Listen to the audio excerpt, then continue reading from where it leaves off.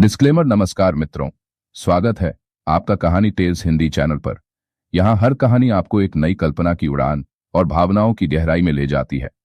हमारे चैनल पर सुनाई जाने वाली सभी कहानियां केवल मनोरंजन और सीख के उद्देश्य से प्रस्तुत की जाती हैं। इन कहानियों में दिखाए गए पात्र, स्थान, घटनाएं और संस्थाएं पूरी तरह काल्पनिक हैं। यदि किसी नाम, जगह या समुदाय से कोई समानता नजर आए तो वह मात्र संयोग है। हमारा उद्देश्य किसी भी व्यक्ति, समाज, धर्म, आस्था या समुदाय की भावनाओं को ठेस पहुंचाना नहीं है। एपिसोड 1, टूटा हुआ दिल। रात गहरी थी, आसमान में चांद भी जैसे उसकी हालत पर रो रहा था। बारिश की बूंदें बालकनी पर गिर रही थी और कमरे के अंधेरे में आरुष अकेला बैठा था, हाथ में विस्की का ग्लास, आंखों में टूटे सपनों की चुभन। क्यों किया तुमने ऐसा अनाया? उसकी आवाज में गुस्सा नहीं था, बस दर्द था। वो दर्द जो किसी सच्चे प्यार को धोखा मिलने पर होता है। 2 दिन पहले ही उसने अपनी जिंदगी का सबसे बड़ा फैसला लिया था। वो अपने पापा के बिजनेस से अलग होकर अनाया के साथ एक नई शुरुआत करना चाहता था। वो लड़की जिसके लिए उसने अपना सब कुछ छोड़ दिया था, अब उसी ने किसी और की बाहों में जगह बना ली थी। आरुष ने देखा था उसे अपनी आंखों से, एक आलीशान होटल के लॉबी में, एक बुजुर्ग अरबपति के साथ हंसते हुए। उसी हंसी में छिपा था उसका हर झूठ, हर चाल और हर लालच। उस रात उसके भीतर कुछ टूट गया था। वो आरुष जो सपनों में जीता था, जो सच्चे प्यार में यकीन रखता था, वो मर चुका था। अब बचा था बस एक सन्नाटा और एक आग जो उसके अंदर धीरे धीरे जल रही थी।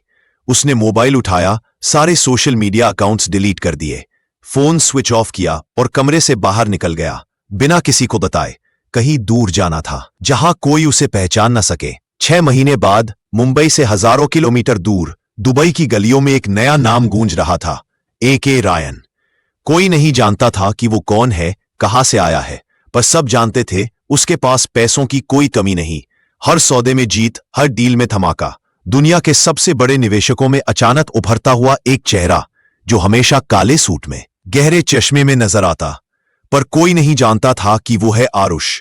वो शख्स जो टूट चुका था मगर राख से उठकर फीनिक्स बन गया था। वो अब इमोशन से नहीं, दिमाग और रणनीति से काम करता था। हर इंसान, हर बिजनेस, हर सिस्टम उसके कंट्रोल में था। उसका मकसद साफ था, पावर हासिल करना, इज्जत वापस लेना और उस दुनिया को दिखाना जिसने उसे ठुकराया कि आरुष मर चुका है, अब सिर्फ द फीनिक्स टाइकून जिंदा है। एक शाम दुबई के एक ऊंचे टॉवर की छत पर खड़ा वो शहर की लाइट्स को देख रहा था। हवा उसके बालों से खेल रही थी और उसकी आंखों में ठंडी चमक थी। उसके बगल में खड़ा था उसका सबसे भरोसेमंद साथी राघव, जो कभी उसका कॉलेज फ्रेंड हुआ करता था। भाई, अब तो सब कुछ तेरे पास है, पावर, पैसा, रुतबा, अब आगे क्या? आरुष मुस्कुराया मगर वो मुस्कुराहट दर्द में लिपटी थी। अब वक्त आ गया है उस कहानी को पूरा करने का जो बीच में टूट गई थी। राघव ने सवालिया नजरों से देखा। मतलब? आरुष ने कहा। वो सोचती थी आरुष खत्म हो गया, अब उसे दिखाना है कि फीनिक्स सिर्फ उठता नहीं, वो आग भी साथ लाता है। उसकी आंखों में अब कोई कमजोरी नहीं थी, बस एक मिशन था, दुनिया को अपनी असली ताकत दिखाने का। और यही से शुरू होती है उसकी द फीनिक्स लेगेसी, एक ऐसी दास्तान जहां टूटे दिल की राख से जन्म लेता है एक बादशाह, जिसका हर कदम रहस्य में लिपटा है और जिसका अतीत उसके भविष्य की सबसे बड़ी कहानी बनने वाला है। राख से उठता बादशाह। सुबह की सुनहरी धूप दुबई के आलीशान स्काईलाइन को छू रही थी। कांच की ऊंची इमारतों में से एक के 72वें फ्लोर पर एक प्राइवेट ऑफिस की बड़ी खिड़की के सामने खड़ा था AK रायन। काले सूट में, सधी हुई नजरों के साथ वो किसी साधारण इंसान की तरह नहीं बल्कि एक राजा की तरह दिखता था। एक ऐसा राजा जो अपने साम्राज्य को खामोशी में बुन रहा था। उसकी मेज पर रखी थी एक लेदर फाइल जिस पर लिखा था लेगेसी होल्डिंग्स कॉन्फिडेंशियल। फाइल के अंदर करोड़ों डॉलर के निवेश के कागज, दुनिया भर की कंपनियों के हिस्सेदारी के दस्तावेज और एक नक्शा, भारत का। वो नक्शा अब उसकी अगली चाल की निशानी बनने वाला था। राघव ने दरवाजा खटखटाया और अंदर आया। सब तैयार है बॉस, कल की मीटिंग अबू धाबी में है। और मीडिया को कोई खबर नहीं मिली। आरुष ने हल्की सी मुस्कुराहट दी। उन्हें मिलने भी नहीं चाहिए, इस बार खेल पर्दे के पीछे से खेलना है। राघव ने ध्यान से देखा, ये वही आरुष नहीं था जो पहले सबके सामने अपनी जिंदगी खोलकर रख देता था।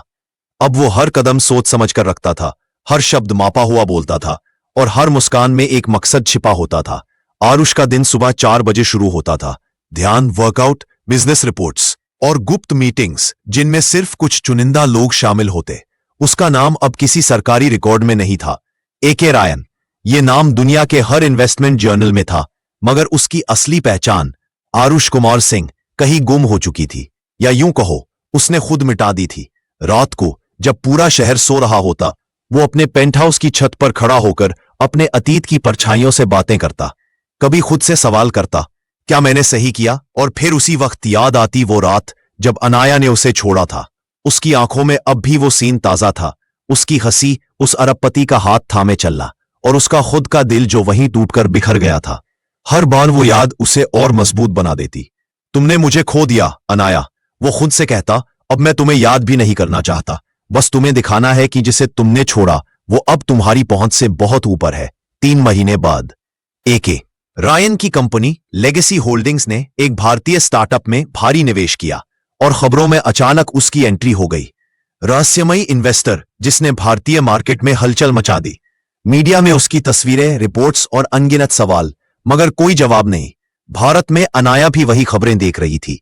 उसका चेहरा एक पल के लिए जम गया। वो नाम एके रायन कहीं ना कहीं उसे बहुत जाना पहचाना लगा। उसने गूगल पर खोजा, पर कोई जानकारी नहीं। सिर्फ इतना पता चला, वो इंसान दुनिया के सबसे सफल निवेशकों में से एक है। उसने गहरी सांस ली और खुद से कहा, काश आरुष भी ऐसा कुछ बन पाता। उसे नहीं पता था वो जिसका नाम ले रही है वो अब उसी के सपनों से भी आगे निकल चुका है। दूसरी ओर आरुष अब भारत लौटने की तैयारी कर रहा था, पर यह वापसी बदले की नहीं, कर्म की थी। उसका मकसद था उन लोगों को उठाना जो कभी उसकी तरह टूट चुके थे। वो एक फीनिक्स फाउंडेशन बना रहा था जहां टूटे हुए सपनों को दोबारा उड़ान मिलती। राघव ने पूछा, भाई तू अब भी सब कुछ छुपा क्यों रहा है? तेरी असली पहचान क्यों नहीं बताता? आरुष ने शांत स्वर में कहा, क्योंकि जो पहचान टूट गई थी उसे दिखाने की अब जरूरत नहीं। अब मैं सिर्फ एक मिशन हूं, लोगों को दिखाने के लिए कि दिल टूटने के बाद जिंदगी खत्म नहीं होती, वो वहीं से शुरू होती है। राघव मुस्कुराया, तो अब प्लान क्या है? आरुष ने कहा, अब भारत में पहला कदम रखना है, वो भी वहीं जहां से सब शुरू हुआ था। उसकी नजर नक्शे पर गई। मुंबई, यही वो सब कुछ छोड़ा था, और अब यहीं से उसकी लेगेसी शुरू होगी। अगले ही हफ्ते मुंबई के एयरपोर्ट पर एक प्राइवेट जेट उतरा। काले सूट में, चेहरे पर सनग्लासेस, आरुष यानी एके रायन बाहर निकला। किसी ने उसे पहचाना नहीं, पर उसकी आंखों में था वही जुनून जो उसे अब तक आगे लाया था। हवा में मुंबई की खुशबू थी और साथ ही उसके अतीत की यादें। वो अब उस आरुष की कब्र पर खड़ा था जो कभी सबके भरोसे जीता था। अब वो खुद अपनी तकदीर लिखने आया था। वो जानता था अब खेल शुरू हो चुका है और इस बार जीत उसी की होगी। टू बी किसी की दस्तक। मुंबई, वो शहर जो कभी उसके सपनों का ठिकाना था, आज उसकी वापसी का गवाह बनने वाला था। रात का समय था। एयरपोर्ट से निकलते हुए एके रायन की कारें शहर की भीड़ में घुल गईं। काले टिंट वाले शीशों के पीछे उसका चेहरा शांत था, मगर दिल में एक तूफान उठ रहा था। 6 साल बाद वह इस शहर में लौटा था। 6 साल पहले यही उसका सब कुछ खत्म हुआ था और अब यहीं से उसकी नई शुरुआत होने वाली थी। कार सीधे मरीन ड्राइव की ओर बढ़ी। लहरों की आवाज, वही ठंडी हवा, वही शहर की भागदौड़, पर इस बार उसे देखने वाला आरुष नहीं बल्कि द फीनिक्स टाइकून था। उसने खिड़की नीचे की हवा को महसूस किया और धीमे से कहा, मैं लौट आया हूं। उसकी आवाज में कोई दर्द नहीं था, बस एक दृढ़ता थी, जैसे कोई योद्धा अपने रणभूमि में वापसी कर रहा हो। अगले दिन फीनिक्स फाउंडेशन के नाम से एक नई संस्था का शुभारंभ हुआ। मीडिया में खबरें उड़ी। भारत में रहस्यमयी अरबपति एके रायन की एंट्री। फीनिक्स फाउंडेशन का मिशन, टूटे सपनों को उड़ान देना। हर न्यूज चैनल पर वही नाम था, हर बिजनेस रिपोर्ट में उसकी चर्चा, पर कोई नहीं जानता था कि वो कौन है। उसकी तस्वीरें धुंधली, इंटरव्यू कभी नहीं, बस काम और परिणाम। वो हर बार भीड़ से दूर रहता, कभी माइक के सामने नहीं आता। उसकी तरफ से हमेशा बयान आता, हमारा काम बोलता है, नाम नहीं। शाम को एक आलीशान होटल में एक क्लोज नेटवर्किंग पार्टी थी, जहां बिजनेस टाइकून, इन्वेस्टर्स और मीडिया हेड्स आमंत्रित थे। फीनिक्स फाउंडेशन के नए प्रोजेक्ट्स पर चर्चा होनी थी। राघव ने हल्के स्वर में कहा, भाई आज कुछ पुराने चेहरे भी होंगे, तैयार रहना। आरुष ने मुस्कुराकर कहा, अब मैं वो नहीं जो पलटकर दर्द ढूंढे, अब मैं वो हूं जो पलटकर अपनी जीत गिनता है। पार्टी में चारों ओर चमक दमक थी, महंगे सूट, क्रिस्टल ग्लासेस और सजे हुए टेबल्स। और तभी उसकी नजर पड़ी अनाया। वो बिल्कुल बदल चुकी थी, चेहरे पर थकान, आंखों में पछतावा और मुस्कान में मजबूरी। अब वो उस अरबपति की बीवी थी जिसके लिए उसने आरुष को छोड़ा था। मगर अफवाहें थी, वो शादी अब सिर्फ नाम की थी। अनाया की नजर अचानक उस पर पड़ी। ए.के. रायन, काला सूट, सुनहरी टाई, सधे हुए कदम, आंखों में वो ठंडी चमक जो उसे बेचैन कर गई। वो उसे पहचान नहीं पाई, पर कुछ तो था उस नजर में जो उसे अतीत में खींच लाया। वो खुद से बुदबुदाई, मैंने ये आंखें पहले कहीं देखी हैं। राघव पास आया और फुसफुसाया, क्या करोगे अब? आरुष ने शांत स्वर में कहा, कुछ नहीं, अब बदला नहीं, बस खेल शुरू करना है। वो अनाया की ओर गया नहीं, बस उसके पास से गुजरा। एक पल के लिए उनकी नजरें मिली। उस एक सेकंड में अनाया का दिल तेज धड़क उठा, जैसे कोई पुराना दर्द फिर से जाग उठा हो। आरुष आगे बढ़ गया। पीछे छूट गई वो लड़की जो अब खुद अपने फैसलों की कैदी बन चुकी थी। पार्टी खत्म होने के बाद वो अपने पेंट हाउस लौटा। बालकनी में खड़ा होकर शहर की लाइट्स देख रहा था। राघव बोला, तू चाहता तो आज उसे बता सकता था सब कुछ। आरुष ने धीरे से सिर हिलाया, नहीं राघव, अब उसे जानने की जरूरत नहीं। अब मैं उसके अतीत का हिस्सा नहीं, उसके भविष्य की प्रेरणा बनूंगा। वो देखेगी कि जिसे उसने छोड़ा था वो अब दुनिया का मालिक है। वो बालकनी से पीछे मुड़ा, टेबल पर पड़ी फाइल खोली। प्रोजेक्ट फीनिक्स, इंडिया चैप्टर, पहला शहर मुंबई। पहला मिशन, एक गिरते हुए बिजनेस को बचाना जिसका मालिक वही बैंक था जहां कभी आरुष ने नौकरी के लिए आवेदन दिया था और ठुकरा दिया गया था। अब वक्त था उसी बैंक को अपने साम्राज्य में शामिल करने का। सुबह की पहली किरणों के साथ उसने एक कॉल किया, डील शुरू करो, मुझे इस शहर में अपनी पहली जीत चाहिए। उसकी आंखों में अब कोई झिझक नहीं थी, बस लक्ष्य, एक एक ईंट से अपनी लेगेसी बनाना। और कहीं उसी शहर में अनाया नींद से जागी। उसका दिल अब भी बेचैन था, क्योंकि वो समझ नहीं पा रही थी आखिर कौन था वो शख्स जिसकी नजर ने उसकी आत्मा को हिला दिया था। उसे नहीं पता था वो वही था जिसे उसने कभी भुला दिया था। अब वो लौट आया था, मगर पहचान नहीं, इंतकाम की खामोशी लेकर। फायर। मुंबई की सुबह हमेशा की तरह व्यस्त थी, ट्रैफिक, हॉर्न की आवाजें और लोगों की भीड़। लेकिन इस शोर में भी एक जगह थी जो खामोश थी, फीनिक्स टावर, ए.के. रायन का नया मुख्यालय। कांच की दीवारों के बीच मीटिंग टेबल पर रखे नक्शे और रिपोर्ट्स एक ही मिशन की गवाही दे रहे थे, प्रोजेक्ट फीनिक्स इंडिया चैप्टर की पहली चाल। ए.के. रायन यानी आरुष टेबल के किनारे खड़ा था। सामने बड़ी स्क्रीन पर एक बैंक की रिपोर्ट चमक रही थी, क्राउन बैंक लिमिटेड। वो बैंक जिसने कभी उसके आवेदन को ठुकरा दिया था क्योंकि उनके अनुसार वो पर्याप्त सक्षम नहीं था। आज वही बैंक दिवालिया होने की कगार पर था। उनके पास कर्ज ज्यादा, ग्राहक कम और प्रबंधन पूरी तरह बिखरा हुआ। बाजार में किसी को उम्मीद नहीं थी कि वो बच पाएगा, पर आरुष जानता था जहां दुनिया हार मान ले वहीं से फीनिक्स उड़ान भरता है। फायर। उसने टीम को आदेश दिया, मुझे क्राउन बैंक चाहिए, बोर्ड में मेरी जगह बनाओ और किसी को भनक नहीं लगनी चाहिए। राघव ने कहा, कानूनी रास्ते से खरीदारी में वक्त लगेगा, क्या हम शेल कंपनी से एंट्री करें? आरुष ने मुस्कुराकर कहा, यही तो पहली चाल है। 3 दिन बाद क्राउन बैंक के बोर्डरूम में एक मीटिंग थी। बैंक के चेयरमैन, पुराने डायरेक्टर और कुछ बाहरी निवेशक मौजूद थे। सबके चेहरों पर चिंता साफ थी। हमारा मार्केट शेयर गिर रहा है, चेयरमैन ने कहा। हमें किसी बड़े निवेश की जरूरत है, वरना हम अगले क्वार्टर में बंद हो जाएंगे। तभी दरवाजा खुला, एक लड़की अंदर आई, सधी हुई चाल और आत्मविश्वास से भरी आवाज के साथ। शायद मैं आपकी समस्या का समाधान ला सकती हूं। सबकी नजरें उसकी ओर मुड़ गईं। उसने अपना कार्ड टेबल पर रखा। Meera S Kapoor, investment strategist, Ryan Capital. उसकी आंखों में वही चमक थी जो कभी आरुष की आंखों में हुआ करती थी, मकसद, ईमानदारी और आग। मीरा ने प्रस्तुति शुरू की, हम आपके बैंक को एक नए वित्तीय मॉडल में लाना चाहते हैं। रायन कैपिटल आपको $200 मिलियन का निवेश देगा, बदले में 45% इक्विटी और पुनर्गठन की अनुमति। बोर्ड में सन्नाटा छा गया। इतना बड़ा निवेश इस बुरे हाल में? चेयरमैन ने पूछा, और आपको इसमें क्या फायदा दिखाई देता है? मीरा ने मुस्कुराते हुए कहा, जहां सबको नुकसान दिखता है वहीं हमें अवसर नजर आता है। कॉन्ट्रैक्ट पर साइन हुआ, क्राउन बैंक अब फीनिक्स ग्रुप के नियंत्रण में था। मीडिया को भनक भी नहीं लगी। हर अखबार ने लिखा, क्राउन बैंक को मिला रहस्यमयी निवेश, दिवालियापन से बचा। लेकिन कोई नहीं जानता था पीछे था एके रायन, और ये उसकी पहली चाल थी। शाम को मीरा रिपोर्ट लेकर फीनिक्स टावर पहुंची। आरुष अपनी मेज के पास खड़ा था, कांच की खिड़की से बाहर शहर को देख रहा था। मीरा ने कहा, सौदा पूरा हो गया। बोर्ड ने बिना सवाल मान लिया। आरुष मुड़ा, उसकी ओर देखा। वो पहली बार उसे देख रहा था।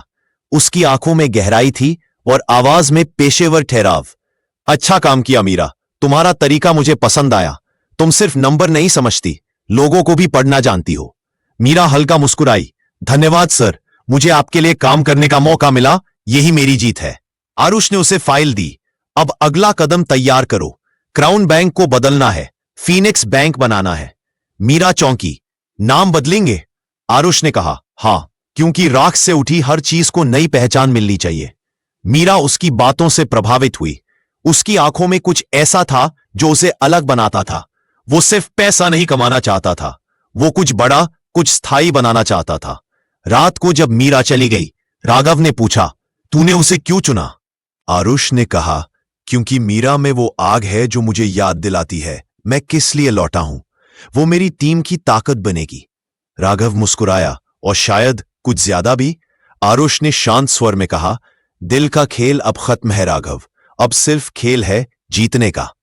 पर उसके दिल के एक कोने में कुछ हलचल जरूर थी। मीरा की आंखों में उसे वो सच्चाई दिखी थी जिसे उसने सालों पहले खो दिया था। अगले दिन अखबार की सुर्खी थी, फीनिक्स ग्रुप ने क्राउन बैंक को बदल डाला। नई पहचान, फीनिक्स बैंक लिमिटेड। लोग चकित थे, बाजार में हलचल थी, और एके रायन के नाम के चारों ओर रहस्य का घेरा और गहराता जा रहा था। शहर में अब सब पूछ रहे थे, कौन है ये आदमी जो हर बार राख से साम्राज्य बना देता है? आरुष मुस्कुरा रहा था। अब खेल शुरू हुआ है और मेरी पहली चाल जीत में बदल चुकी है। की परछाइयां भाई से बुल रहा है। फीनिक्स टावर के ग्लास फ्लोर पर सूर्य की किरणें पड़ रही थीं। शहर की हलचल उसके ऑफिस तक पहुंच रही थी, लेकिन एके रायन यानी आरुष अपने पेंट हाउस ऑफिस में किसी और ही दुनिया में था। वो रिपोर्ट्स देख रहा था, फीनिक्स बैंक के अगले कदम की योजना बना रहा था और मीरा के साथ नई रणनीतियों पर चर्चा कर रहा था। मीरा, अगले 3 महीनों में हमारा मार्केट शेयर बढ़ना चाहिए। हमारे प्रतियोगी अब भी डर के साए में है। मीरा ने दस्तावेज टेबल पर रखते हुए कहा, सब तैयार है, टीम भी उत्साहित है। आरुष ने हल्की मुस्कान दी, तो शुरू करते हैं फीनिक्स की नई उड़ान। लेकिन वही शाम कुछ और ही लेकर आई। कार की हल्की खटखटाहट पर राघव ने कहा, बॉस, कोई आपको मिलना चाहता है, आपके पुराने अतीत से। आरुष ने मुस्कुराया, चलो देखते हैं कौन है। अतीत हमेशा याद दिलाने आता है। दरवाजा खुला और कमरे में खड़ा था अरविंद चौहान, आरुष का पुराना कॉलेज दोस्त और बिजनेस पार्टनर, जिसने एक बार आरुष को धोखा दिया था। उसने ही कभी आरुष के पहले छोटे छोटे प्रोजेक्ट्स में हस्तक्षेप किया था और उसकी मेहनत को बेकार साबित किया था। आरुष, तुम सच में बदल गए हो, अरविंद ने कहा। मुझे यकीन नहीं हो रहा कि वही लड़का जो कभी सब कुछ खोकर चला गया था, आज शहर पर राज कर रहा है। आरुष की आंखों में ठंडी चमक थी। हाँ, मैं बदल गया हूं, और अब मैं वही हूं जो तुम्हारे जैसे धोखेबाजों को सबक सिखाएगा। अरविंद ने धीरे से हंसी की। सिर्फ सीख या बदला भी? आरुष ने जवाब नहीं दिया। उसने बस मीरा की तरफ देखा, जो सब कुछ शांतिपूर्वक देख रही थी। उसकी आंखों में आश्चर्य और हल्की चिंता थी। मीरा समझ गई, ये मामला सिर्फ बिजनेस का नहीं, पर आरुष की पुरानी जख्मों और उसकी राख से उठी पहचान का था। कुछ ही घंटों में आरुष ने फीनिक्स बैंक के बोर्ड में एक बैठक बुलाई। अरविंद ने भी अचानक ही एक निवेश प्रस्ताव भेजा था। पुराना दोस्त अब फिर से व्यापार में दखल देने आया था, लेकिन आरुष ने पहले ही कदम सोच रखा था। मीरा के साथ रणनीति तय की। अरविंद को सिर्फ यह महसूस होना चाहिए कि फीनिक्स बैंक अब किसी का भी खेल नहीं है, और अगर कोई गलत कदम उठा गया तो उसका अतीत भी उसकी ताकत के सामने फीका पड़ जाएगा। बैठक में अरविंद ने कहा, आरुष, हम एक मौका देना चाहते हैं। हम मिलकर बाजार में अपनी पकड़ मजबूत कर सकते हैं। आरुष ने मुस्कुराकर जवाब दिया, देखिए अरविंद, मैं पहले भी मौका दे चुका हूं। अब समय आ गया है, सिर्फ फीनिक्स की उड़ान देखें। जो भी उसके रास्ते में खड़ा होगा वो राख बनकर रह जाएगा। अगली मीरा ने दस्तावेज पेश किया। अरविंद के लिए सौदा तैयार था, लेकिन उसमें एक शर्त, आपके अतीत के खेल अब इस बैंक में काम नहीं करेंगे। अरविंद की आंखों में झुंझलाहट और हैरानी थी। उसने कहा, तो तुम वही आरुष नहीं रहे जो कभी मैं जानता था। आरुष ने शांत स्वर में कहा, मैं वही हूं जो कभी टूट गया था, मगर अब मैं सिर्फ फीनिक्स हूं और मैं कभी नहीं टूटूंगा। उस रात फीनिक्स टावर की छत पर खड़ा होकर आरुष ने शहर की लाइट्स देखी। मीरा पास आई और पूछी, आप कभी आराम नहीं करते? आरुष ने हल्की मुस्कान दी, आराम? अब मेरा काम सिर्फ लेगेसी बनाना है और कोई भी अतीत की राख इसे रोक नहीं सकता। मीरा ने हल्की हंसी दी, तो फिर मैं भी इस लेगेसी का हिस्सा बन जाऊं? आरुष की आंखों में पहली बार हल्की गर्मी आई। तुमने पहले ही इसे अपनाया मीरा, अब बस साथ चलना है। लेकिन शहर के किसी कोने में अनाया की आंखें भी उस फीनिक्स टावर पर टिक गई थी। उसने देखा था एके, रायन और मीरा साथ में थे और दिल में एक अजीब बेचैनी थी। उसे अब एहसास हो गया था, वो जो कभी उसके लिए सब कुछ था अब उसकी पहुंच से दूर था और एक नया अध्याय शुरू हो चुका था। To be continued. अगले एपिसोड में फीनिक्स बैंक की पहली बड़ी सफलता, मीरा और आरुष के बीच की केमिस्ट्री और चुनौती, और एक रहस्यमयी निवेशक की एंट्री जो आरुष की योजना को। अगर आपको हमारी कहानी अच्छी लगी हो तो वीडियो को लाइक करें, दोस्तों के साथ शेयर करें और ऐसी ही नई कहानियां सुनने के लिए चैनल को सब्सक्राइब करना न भूलें।